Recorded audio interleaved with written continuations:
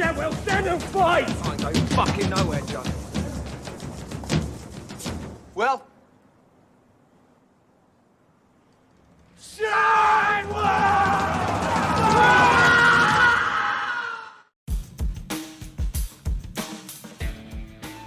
Halo Marky Viewers, terima kasih yang udah klik video emak dan selamat datang di Marky View. ID adalah sebuah film Inggris-Jerman 1995 tentang holiganisme sepak bola. Holigan atau holiganisme adalah perilaku mengganggu atau melanggar hukum seperti kerusuhan, bullying, perusakan, dan vandalisme. Film ini bercerita tentang sekelompok polisi yang ditugaskan menyamar untuk menyusup ke sekelompok holigan sepak bola yang berbahaya. Well, sebelum kita review filmnya, yuk bantu yuk channel emak ini dengan tekan tombol subscribe, like, dan komen. Marky View, mari kita review!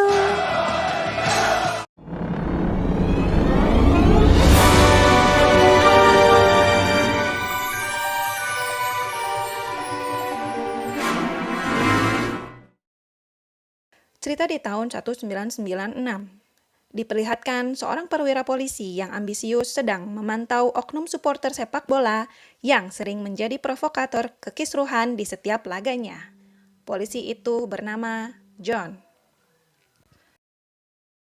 Seperti polisi lainnya, John menakut-nakuti dan memperingati oknum tersebut dengan mengatakan dia bisa menjadi sangat baik dan dia bisa juga menjadi sangat jahat. Setelah itu, John dipanggil untuk menghadap atasannya. Dalam percakapannya, John ditugaskan untuk menyamar bersama beberapa temannya, sebut saja dia Trevor. Ada Eddie dan Charlie, untuk bergabung dengan supporter hooligan klub sepak bola kota Sedwell di Inggris. Di mana misi mereka adalah untuk menginvestigasi dan menangkap jenderal atau semacam gegeduknya lah begitu, atau orang yang paling bertanggung jawab lah di balik semua aksi kekisruhan antara supporter sepak bola selama ini. Ya, jadi intinya para polisi ini tuh disuruh atasannya untuk nangkap si Biang Kerok yang selama ini selalu membuat onar begitu. Setelah itu, John dipertemukan dengan rekan polisi yang sebelumnya ditugaskan. Namun, mereka semua gagal menangkap sang jenderal supporter tersebut dan hanya bisa menangkap anggotanya saja. Mereka juga mewanti-wanti, mengatakan di antara semua pub atau bar di Sedwell, John dan kawan-kawan harus berhati-hati ketika mengunjungi The Rock, sebuah pub utama yang dijadikan markas oleh supporter tersebut karena dianggap saking bahaya dan brutalnya. Orang yang ada di tempat itu, mereka bahkan dijuluki gerombolan anjing. Karena si John sangat ingin naik pangkat dan menganggap momen ini pas untuk memperlihatkan prestasi kepada atasannya, John tidak takut dan tidak juga banyak nawar dalam tugas yang diberikan. Malam pun tiba. John dan ketiga temannya langsung beroperasi. Mereka membagi ke dalam dua tim. John beserta Trevor, sementara Eddie dan Charlie. Sesampainya mereka di pub, Trevor yang tidak suka alkohol tidak memesan minuman. Namun John yang ingin agar penyamaran ini berhasil pun memaksa Trevor untuk memesannya. Trevor yang penasaran menatap ke arah kerumunan. Dan betul saja, mereka menyadari lalu menghampiri Trevor.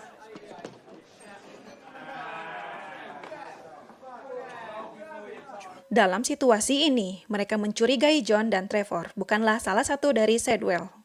Namun, dengan beberapa pertanyaan yang bisa John jawab, akhirnya mereka pun percaya. Pentland away. Not asking you. We sell to Wimbledon. Carrera. You! Carrera. Oh, well done. For a whitey, yeah. You're right, mate. Dan sesampainya di Pentland, mereka dihadang oleh lawan.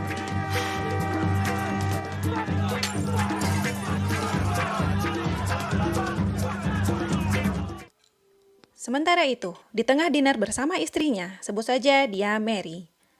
Karena mulai terbiasa dengan alkohol, John pun memesan alkohol lagi, dan itu membuat Mary merasa aneh dibuatnya. Di pertandingan pertama, John dan kawan-kawan mulai membiasakan menjadi salah satu di antara mereka.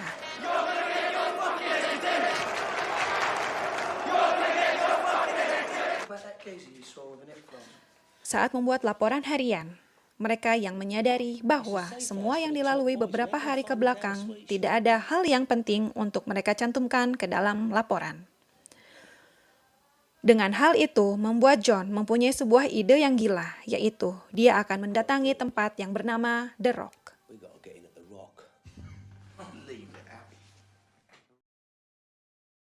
Menyamar menjadi pelukis dan dekorator, John dan Trevor mulai sering mengunjungi The Rock alias pub utama Hooligan. Setelah menjadi akrab dengan pelayan bar, sebut saja dia Linda.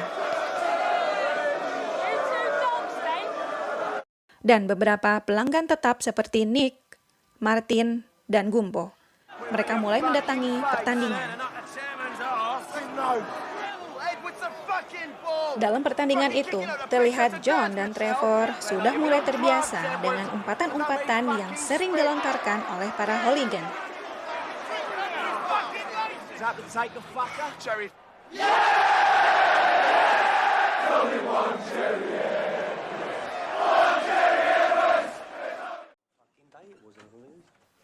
Keesokan harinya, perkenalkan, ini Bob. Dia adalah pemilik The Rock. Bob yang baru pertama kali melihat John dan Trevor merasa curiga kepada mereka. Malam pun tiba lagi. Mereka yang sedang makan malam bersama para istri pun terus terngiang-ngiang menjadi seorang Sedwell dan tidak sabar untuk pertandingan hari esok. Gila ya, malah ke bawah suasana, padahal mereka lagi nyamar loh.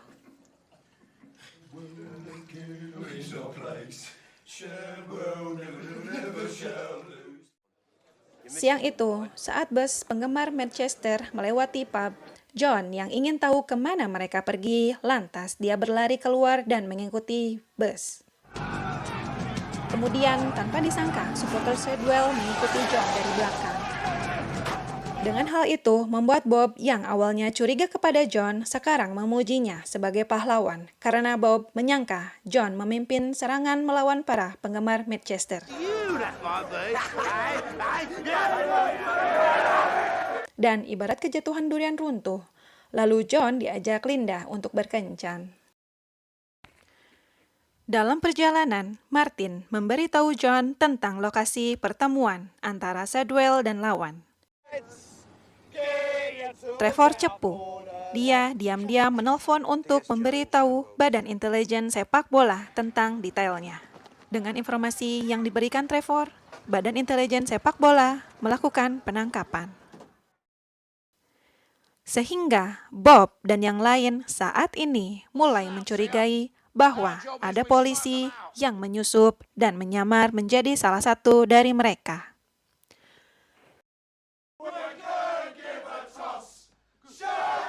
Dengan hal tersebut, membuat John yang sudah tenggelam dalam penyamarannya menyalahkan Trevor atas apa yang dia lakukan.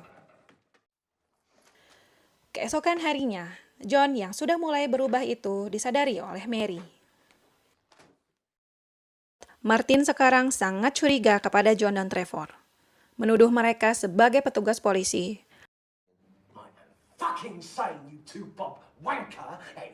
Namun, jawaban John meyakinkan Bob dan Martin bahwa mereka bukanlah seperti apa yang dituduhkan.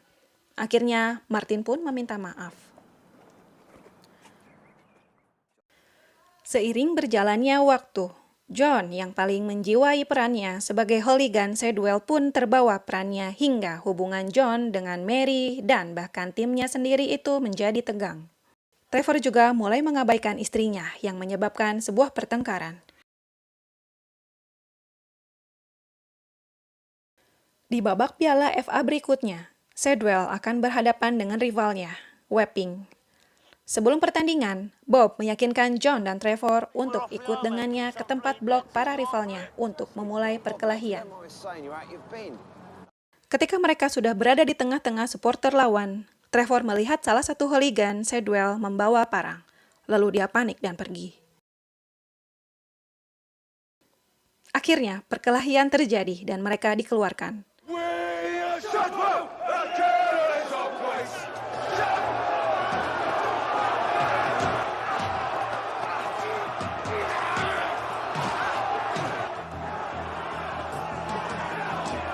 John tertangkap oleh beberapa polisi tetapi membebaskan diri, berlari ke ujung Sedwell di mana dia disambut sebagai pahlawan.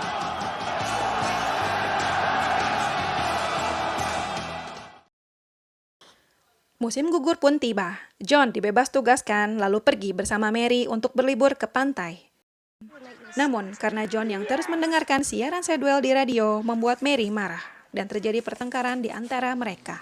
If you don't stop right now, we're through. Dalam keadaan mabuk, John muncul di rumah Linda dan pasangan itu mulai berselingkuh. Tit. Lawan Sedwell berikutnya adalah tandang ke Tainburn. Para supporter lawan mulai melemparkan benda-benda, salah satunya sebuah anak panah mengenai dan melukai Gumbo. Martin dan Nick berusaha memanjat pagar pemisah, tetapi ditarik ke bawah oleh polisi. Setelah pertandingan, John dan yang lain mengejar sekelompok penggemar Tainburn, namun hal itu membawa mereka ke pasar yang sepi, di mana mereka dihadapkan oleh lawan mereka yang membawa senjata. Dengan Sedwell yang kalah jumlah, maka yang lainnya melarikan diri. Dan yang tersisakan hanya John dan Martin. Fucking loads of them, right? Come on, Sheffield, stand and fight! I ain't going fucking nowhere, John. Well,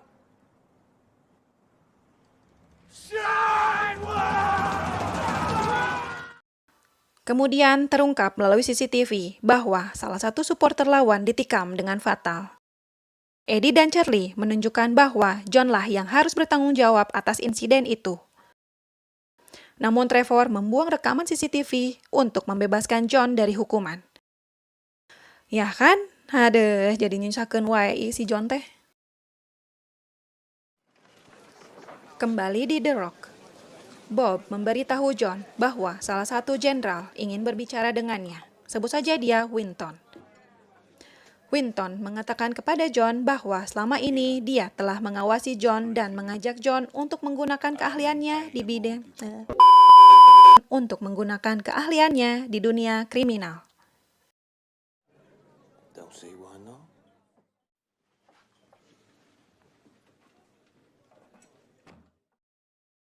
Keesokan paginya, John kembali ke markas investigasi untuk mengetahui bahwa operasi mereka sedang ditutup. What's fucking wrong with this? Mereka kemudian kembali menghadap atasan. Mereka juga diberitahu bahwa hasil yang sudah dilaporkan mereka patut dipuji. Namun, karena operasi mereka sudah ditutup sehingga sekarang mereka harus kembali bertugas di tempat mereka berasal. John dan Trevor yang bertugas di Sedwell pun memohon bahwa jika salah satu targetnya melihat mereka berseragam, maka mereka akan dibunuh. Namun, mau gimana lagi? Aturan tetap aturan. Seorang polisi harus mematuhi aturannya. Saat selesai, seorang petugas dari Departemen Perizinan berterima kasih kepada mereka atas semua bukti dan memberitahu mereka bahwa Departemen Perizinan dapat menggunakan informasi dalam laporan mereka untuk menutup The Rock. No more Shadwell. Kemudian John kembali ke rumah Linda, namun Linda menyerangnya karena Linda sekarang tahu bahwa The Rock ditutup karena ulah John. You know what you've done? You closed down a fucking rock! John yang sekarang seorang pecandu alkohol pun mencoba untuk berdamai dengan Mary, tetapi usahanya ditolak. Nah kan jadinya kesana nggak nerima, kesini nggak nerima. Kasian juga sih jadinya si John. Kembali bekerja sebagai polisi biasa, John mengalami gangguan mental saat melihat dirinya berseragam di ruang ganti.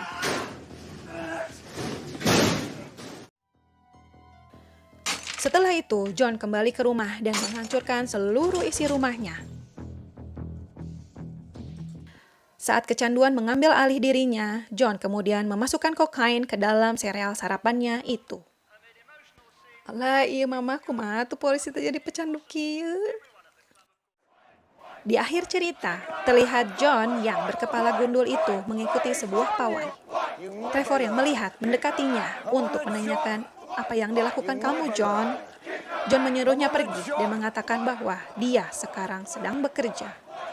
Dan film pun selesai.